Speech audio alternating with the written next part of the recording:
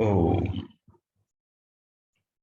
अमृत ध्यान साधना प्रभात सत्संग में आप सभी साधक साधिकाओं का हार्दिक स्वागत है। आइए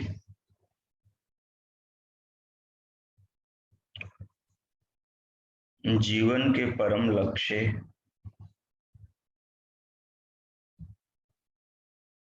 आत्मा और परमात्मा साक्षात्कार की ओर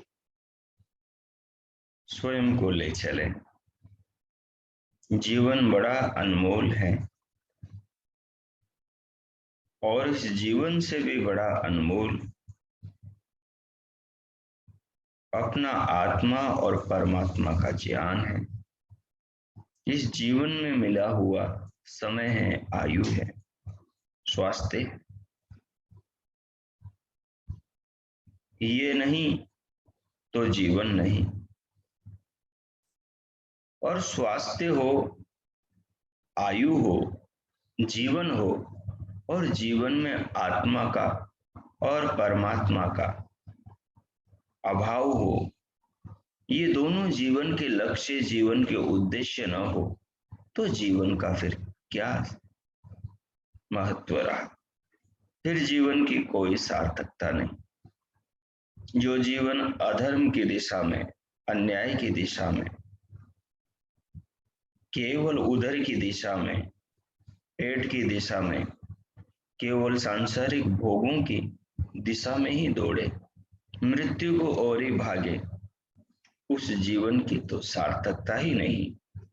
इसलिए जीवन की सार्थकता है जीवन के सदुपयोग में, जीवन के यथार्थ कल्याण के लिए किए जाने वाले प्रयोगों में, उन प्रयोगों में जीवन की सार्थकता है। तो आइए आत्मा के लिए प्रयोग करें, परमात्मा के लिए प्रयोग करें, जीवन का सार्थक सदुपयोग करें। बड़े भाग्य से मनुष्य का, मानव का चोला मिलता है। सारे शास्त्र, सारे ऋषि मुनि, सारे देव इस बात को गाते।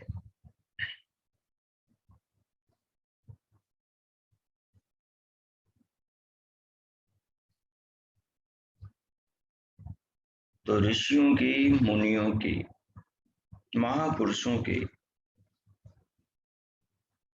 इस अमृत वाणी का, इन संदेशों का जीवन में सदुपयोग करने पर मनुष्य को अंतिम दिन पछतावा नहीं होता, पश्चाताप नहीं होता। आइए कोई भी अनुकूल आसन लगाइए जिसमें स्थिर होकर ध्यान पर्यंत आप बैठ सके और उसमें बैठकर कमर, पीठ और गर्दन को सीधा कीजिए। दोनों हथेलियों को गोद में रखें, नेत्रों को बंद कर लीजिए और उसके बाद अपने मन को अपने श्वास प्रश्वास पे ले जाइए। श्वास प्रश्वास को लंबा गहरा लयबद्ध कीजिए।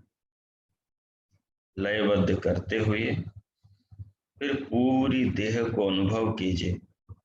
मन से श्वास प्रश्वास के साथ शरीर में जहां श्वास प्रश्वास जाता है, पूरी देह को मन से अनुभव कीजिए। सिर से पांव तक, पांव से सिर तक, त्वचा से अस्थि तक, अस्थि से चमड़ी तक, संपूर्ण काया नगरी को आत्मा से जोड़कर आत्मा से अनुभव कीजिए। प्रारंभ कीजिए, प्रारंभ हो कीजिए।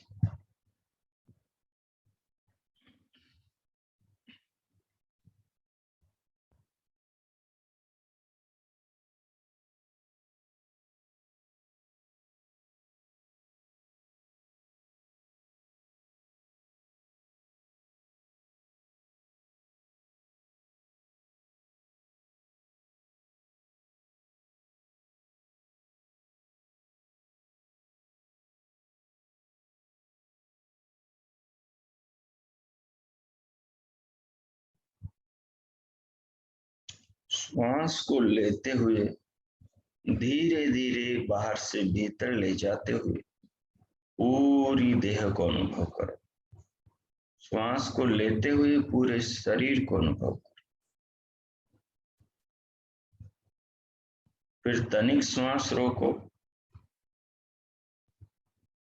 फिर पूरे शरीर को अनुभव करो। पूरी काया को, स्वयं को अनुभव करो।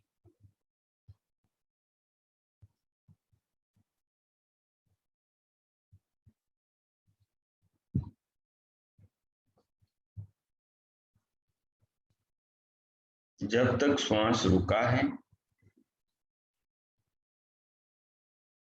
तब तक इसे अनुभव करने का प्रयास करो। चित्त में कोई विचार न हो, कोई चिंतन नहीं करना है, केवल देह को अनुभव करना है।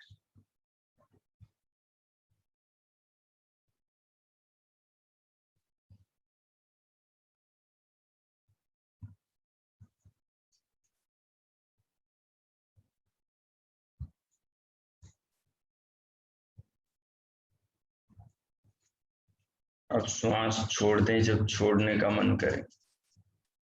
धीरे धीरे छोड़ें, छोड़ते हुए भी सारे शरीर को अनुभव करें। धीरे धीरे छोड़ें। छोड़कर फिर थोड़ी देर बिना श्वास के स्वयं को शांत अनुभव करें, पूरे शरीर के साथ।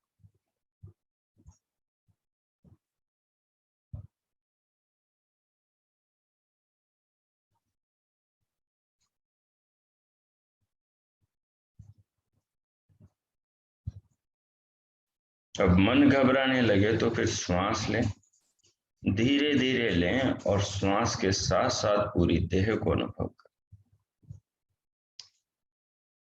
अब इसी प्रकार मैं मौन हो जाता हूं। 5 मिनट तक आप लगातार करें और कोई चिंतन नहीं करना, केवल ये अनुभव करना है।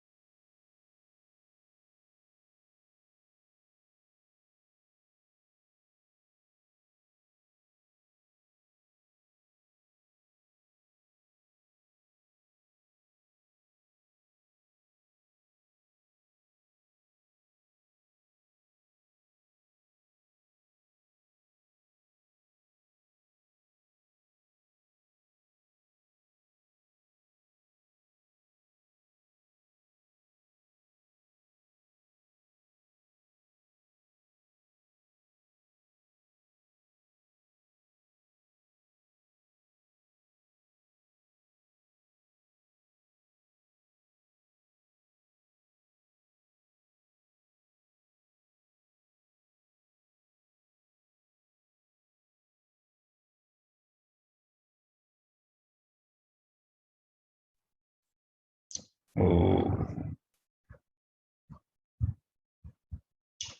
अब इसी के साथ पूरी देह की अनुभूति के साथ मानस में उत्पन्न हुई एकाग्रता के साथ, शांति के साथ प्रभु नाम का जप भावपूर्ण हृदय से अर्थपूर्वक भीतर प्रारंभ कर। इसी प्रकार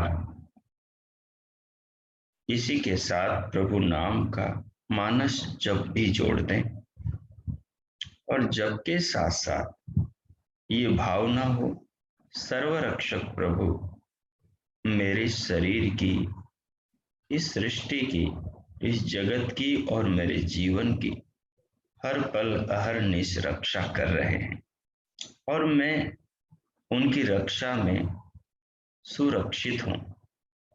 मैं उनकी व्यवस्था में सुव्यवस्थित हूँ। मेरा जीवन उनकी व्यवस्थाओं और उनके नियमों से भली भांति सुसंचालित हो रहा है।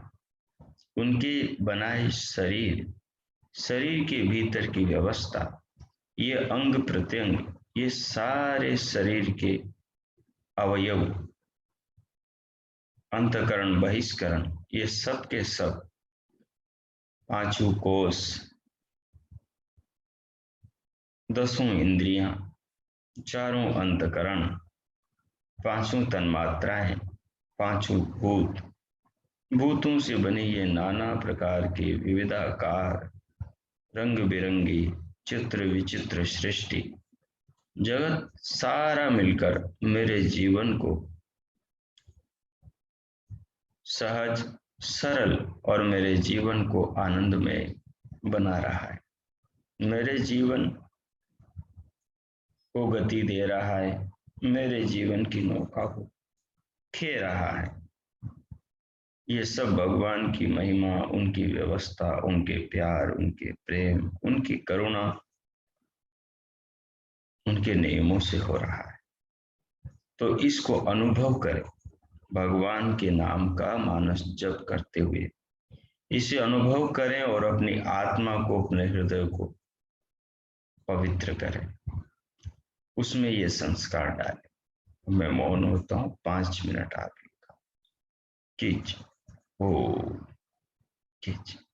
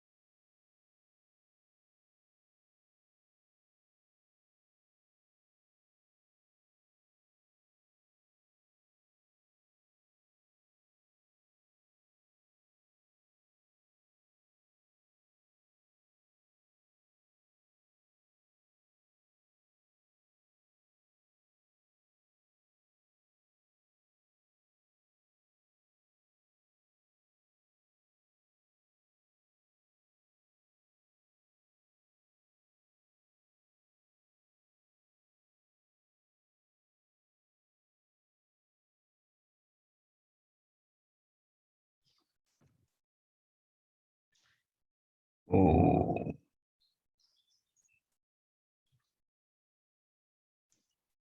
इस प्रकार जीवन को और जगत को, इनके महत्व को और इनमें परमात्मा की व्यवस्था को, परमात्मा की कृपा को, उनके नियम, उनकी करुणा को, उनके प्रेम को अपने जीवन में देखना और जगत में देखना, ये ईश्वर प्रणिधान है। इससे भागवत तत्व की, भगवान की आत्मा के साथ निकटता होती है। जितना हम इस भाव में रहते हैं, जगत को जीवन से जोड़कर देखते, समझते, विचारते हैं, उतना हम भगवान के गुणों को अपने अंदर लाते जाते हैं, अंतःकरण को इस सत ज्ञान से निरंतर निर्मल और उत्कृष्ट करते जाते हैं। इसी के अनुपात में धीरे धीरे हमारा ज्ञान निर्मल होकर हमारे जीवन में पवित्रता बढ़ती है, सोचने समझने की क्षमता में उत्कृष्टता आती है और जीवन निम्नता से उत्तमता की ओर अग्रसर होता है। ज्यों ज्यों जीवन ऊंचाई को छूता है, त्यों त्यों समता जीवन में बढ़ती जाती है। ज्यों ज्यों जीवन में समता आती है, त्यों त्यों धैर्य बढ़ता है। ज्यों ज्यों धैर्य बढ़ता है, उतनी भगवान में साधक की धारणा बढ़ती। धारणा के बढ़ने से ध्यान बढ़ता है। परमात्मा से आत्मा का जुड़ाव निरंतर बना रहने लगता है और उस जुड़ाव के जीवन में उतरने से जगत में और जीवन में परमात्मा अपनी व्यवस्थाओं के जरिए कार्य करते हुए, अहर्निश अगोचर होते हुए भी ज्ञान की दृष्टि से प्रतीत होते हैं, अनुभव होते हैं,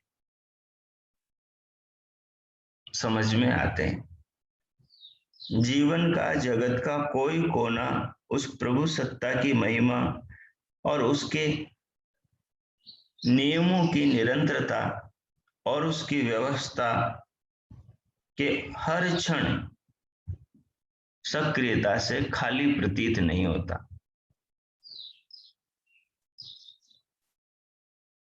उस दीनदयाल से ये स्थिति आने पर दिनों दिन आत्मा का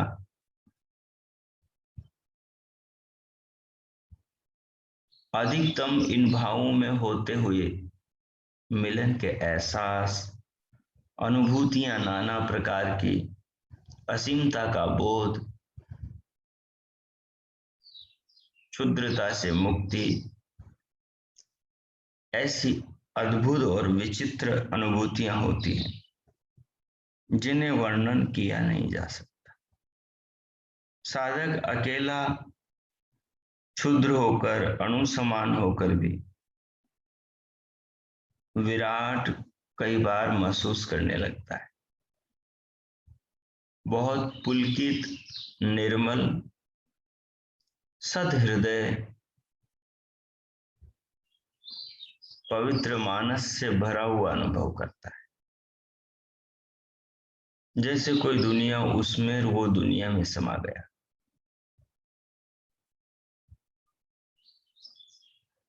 शरीरों के पार, शरीरों में आत्म तत्व को देखने लगता है। समस्त आत्माओं में, शरीरों में परमात्मा तत्व को ज्ञान की दृष्टि से विचारने लगता है, अनुभव करने लगता है। विचारते विचारते परमात्मा में सबको और सब में परमात्मा को ओतप्रोत महसूस करने लगता है। ये सब करते करते स्वयं को प्रभुमय अनुभव करने लगता है। ये जीवन की उत्कृष्ट अवस्था है।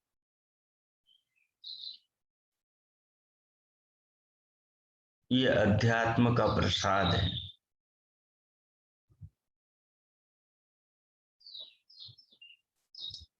मानो ये धर्म में एक समाधि है। जैसे बादलों से मेह बरसता है, वैसे इस अवस्था से धर्म बरसता है।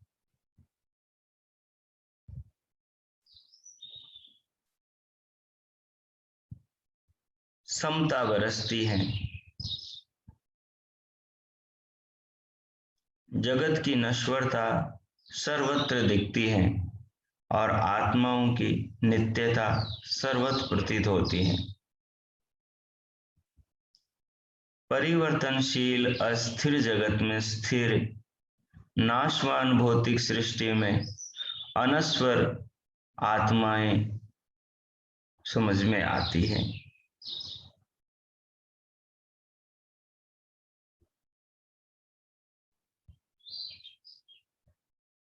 साधक का साधिका का जीवन ज्ञान की जड़ों में समाने लगता है। ज्यों ज्यों ज्ञान बढ़ता है त्यों त्यों मूल नियमों में प्रवेश करके बुद्धि का यूं विकास होता है, इतना प्रकाश होता है कि सबके साथ, सब में, सबके बीच रहते हुए उस ऐसे साधक साधिकाओं की अंतर की ऊंचाई इतनी ऊंची होती है जिसको शास्त्रों में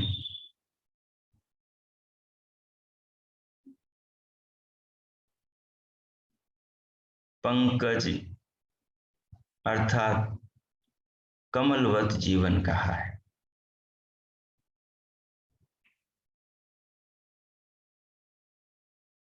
जैसे वो प्रतीक में समझाया गया कि ब्रह्मा वो है जो कमल पर घूमता है, कमल पर रहता है। उसका वाहन कमल है ब्रह्मा का। ब्रह्मा कौन है? ब्रह्म नाम महान का है, ब्रह्म नाम ज्ञान का है, ब्रह्म नाम आत्मा का है, ब्रह्म नाम परमात्मा का है। ब्रह्म नाम इस सुंदर, अद्भुत, विचित्र भगवान की इस महिमा का जो सृष्टि में सर्वत्र व्याप्त है, उसका नाम महान है, उसका नाम ब्रह्म है। तो ये सब ब्रह्म है। चारों वेदों को ब्रह्म कहा, ज्ञान को ब्रह्म कहा। वो जो ब्रह्मा जिसके चार मुंह है, मतलब चार वेद है। अब जिस आदमी में इन चारों वेदों का ज्ञान आ जाता है वो भी ब्रह्मा हो जाता है, यानी वो भी महान हो जाता है। तो जो ब्रह्मा हो गया, जिसमें चारों वेदों का ज्ञान आ गया, उसका जीवन कमल के समान हो जाता है। कमल कीचड़ से तो पैदा होता है, लेकिन जन्म कीचड़ से लेकर उससे अलग हो जाता है। उसमें रहता है लेकिन उससे अलिप्त रहता है। पानी की बूंद उस पर गिरे लेकिन ठहरती नहीं। जीवन जब ज्ञान से युक्त होता है, जब महान हो जाता है, महान को पाकर, वेद को पाकर, वेद के ज्ञान को पाकर जीवन ब्रह्म हो जाता है, तो फिर जीवन कमल के समान हो जाता है। जगत में बहुत कीचड़ है, राग का, काम का, क्रोध का, द्वेष का, मोह का, ईर्ष्या का, नाना प्रकार के असंख्य दुर्गुण, दुर्भावनाएं, उनकी तरंगें, उनकी लहरें सर्वत्र इस जगत में भरी। लेकिन दुर्गुणों के इस समुद्र में उत्पन्न होकर भी ये व्यक्ति वेद के ज्ञान को पाकर, चारों वेदों के ज्ञान को पाकर जीवन को इस जगत से, इस जगत में रहते हुए अलिप्त, अलग कर लेता है और उसको धारण करके हर पल जीता है। तब साधक का जीवन सफल हो जाता है। तब कल्याण के आनंदमय राह पर जो भीतर उसके हृदय में बहती रहती है, मानो उसका मस्तिष्क का ब्रह्मरंध्र ब्रह्मांड के स्वामी उस ब्रह्म के ज्ञान के स्रोत से जुड़ जाता है। ब्रह्मांड से ज्ञान सीधा मानो उसके ब्रह्मरंध्र में उतरने लगता हो और वो उस अमृत में नित्य स्नान करता हुआ स्वयं को आनंदित अनुभव करता है। यह इतना विचित्र है कि उन क्षणों में जाकर व्यक्ति इन सब की बहुत दुनिया के पार स्वयं को विचित्र स्थिति में अनुभव करता है, अव्याख्या। उसको कहा नहीं जा सकता शब्दों में। इशारे बहुत सामान्य किए जा सकते, पर उसकी अनुभूति को शब्दों से नहीं कहा जा सकता, वो अव्याख्या। तो ये तब होता है जब जीवन में ईश्वर प्रणिधान का अवतरण हो, और ईश्वर प्रणिधान का अवतरण तब होता है जब इस जीवन और जगत को अनुभव किया जाए, शरीर को और सृष्टि को अनुभव किया जाए, और उस अनुभव में हर कण कण में, अनुभव के हर पल पल क्षण क्षण में, और जगती के हर कण कण में, हर रेशे में, हर अणु परमाणु में ज्ञान की दृष्टि से वो विधाता, उसके नियम, उसकी व्यवस्थाएं प्रतिपल हर क्षण काम करती हुई प्रतीत हो, अनुभूति में आए, तो साधक ऊपर उठने लगता है। फिर जीवन में ईश्वर प्रणिधान, आध्यात्मिक बदलाव, परिवर्तन, क्रांति आदि, जो शांति से और आनंद से भरी होती है, जो प्रज्ञा के प्रसाद से, जो समाधि के अनुभवों से भरी होती, और जो उधर प्रेरित करती है संप्रज्ञात की ओर भावनाएं, वो यहां से जन्म लेती अप्रणिधान से, ईश्वर प्रणिधान से। तो भगवान से प्रार्थना करो, शुद्ध हृदय से प्रार्थना करो कि वो जीवन को ऐसी निर्मलता प्रदान करे, जीवन को ऐसी सरलता, पुनीतता, पवित्रता दे दे। जब तक हम झुकेंगे नहीं, तब तक कुछ नहीं मिलेगा। अकड़न में जीवन भर अधूरे रह जाएंगे, कुछ हाथ नहीं लगेगा। जितने निर्मल होंगे, जितने सरल होंगे, जितने शिशुवत होंगे, बाल तृष्णा की प्राप्ति के लिए प्रभु से प्रार्थना करेंगे, जीवन उतना ही प्रपंच रहित होगा। धनादिपेहम विनयी भवेयम, विपत्ति काले धृतिवान गभीर, याचे प्रभु बाल दृष्णाम, याचे प्रभु निर्मल बाल दृष्णाम, प्रपंच रहिताम शुभ कामदाम सदा। ये भगवान के प्रेम में, भावनाओं में लिपटा हुआ, डूबा हुआ ये साधक कह रहा है। उसके अंतर हृदय की ध्वनि है, परमात्मा की भावना से परिपूर्ण उसका हृदय पुकार रहा और प्रभु को कह रहा है, हे नाथ, धनादि पेयम विनयी भवेयम, हे दीनदयाल, धन को प्राप्त करके, सामर्थ्य को, शक्तियों को, वैभवों को पाकर विनीत हो जाऊं, विनय से भर जाऊं, अभिमान का कतरा भी मेरे जीवन, मेरे मन में, मेरे हृदय में ना हो। धनादिपेयम विनयी भवेयम, विपत्ति काले धृतिवान गभीर है।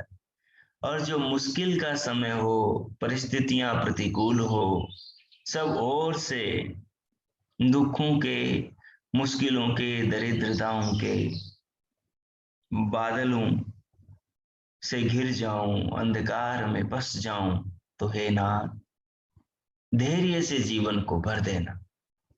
धृतिवान गंभीर है, बुद्धिमान बना देना और धैर्य से जीवन को भर देना, ताकि उन मुश्किलों की काली बदरियों को पार करके ज्ञान के सूरज के आंगन में पहुंच जाऊं। ज्ञान के प्रकाश भोर के प्रांगण में पहुंच जाऊं।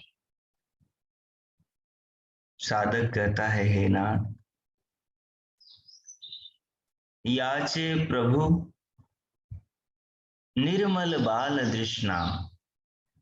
हे नाथ मैं आपसे याचना करता हूं, दो तो मुझे बच्चों जैसी निर्मल बुद्धि दो, शिशुओं जैसा सुकोमल हृदय और पावन पवित्र मन दो। हे करुणा के सिंधु, हे ज्ञान के अनंत भंडार, हे मेरी आत्मा के प्राण, आत्मा के स्वामी, युगों युगों तक मैत्री को सदा तक शाश्वत और सनातन रखने वाले मित्र परमात्मा दो तो ऐसा दो। प्रपंच रहिताम शुभ काम दाम सदा। और प्रपंचों से रहित, लालसाओं से, स्वार्थों से, कुटिलताओं से, क्षुद्रताओं से, चालाकियों से, अहंकार के उद्रेकों से, विविधताओं से, क्रूरताओं से, छल कपटों से, इस प्रकार की विकृतियों से, इस प्रकार की सड़ी हुई दुर्गंध से, इनसे दूर मुझे रखो, इन प्रपंचों से दूर रखो। प्रपंच रहिताम, प्रपंचों से रहित करो नाथ। शुभ काम दाम सदा, शुभ काम दो, शुभ कृत्य दो, शुभ भावना दो, शुभ जीवन दो।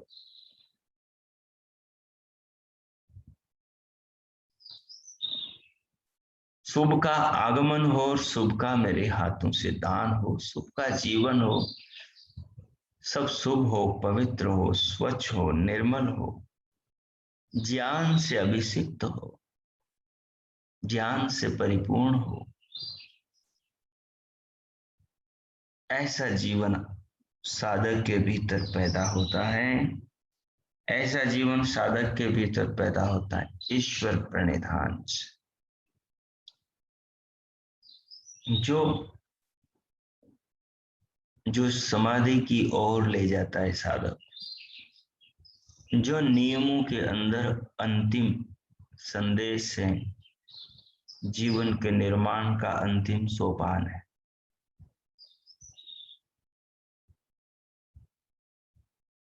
तो इसलिए जीवन को आध्यात्मिक बनाइए। जीवन आध्यात्मिक बनेगा जीवन और जगत में भगवान के दर्शन से, उनकी महिमा के अवलोकन से, तो जीवन सार्थक होगा।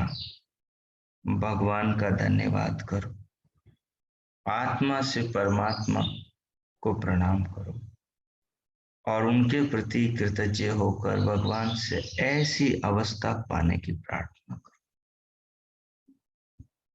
2 मिनट मौन होता हूं। देह के रोम रोम से, हर कोशिका, हर कण से प्रभु के प्रति स्वयं को अर्पण करते हुए उस दीनदयाल से ऐसी कल्याणकारी प्रार्थना करो। कीजिए। ओम।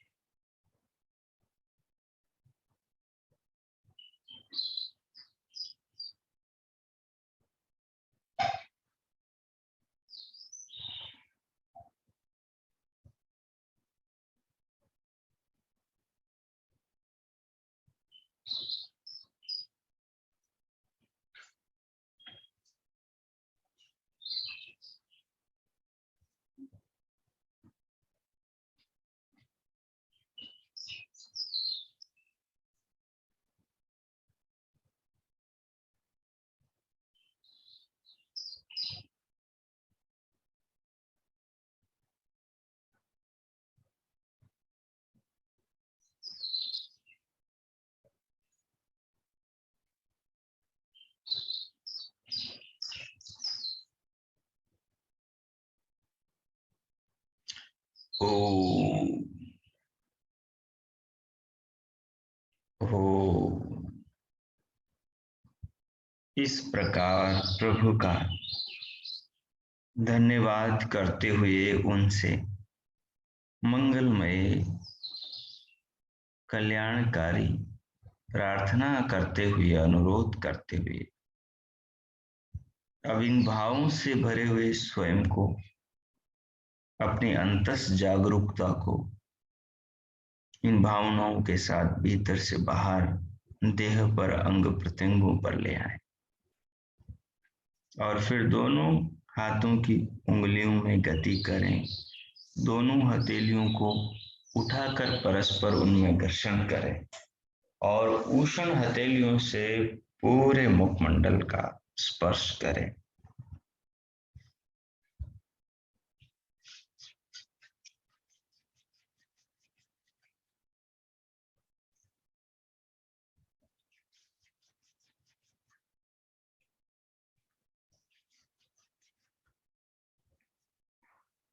तदुपरांत उंगलियों के मध्य से पलकें खोलते हुए भीतर से बाहर आ जाए। हो, अब शांति पाठ करेंगे।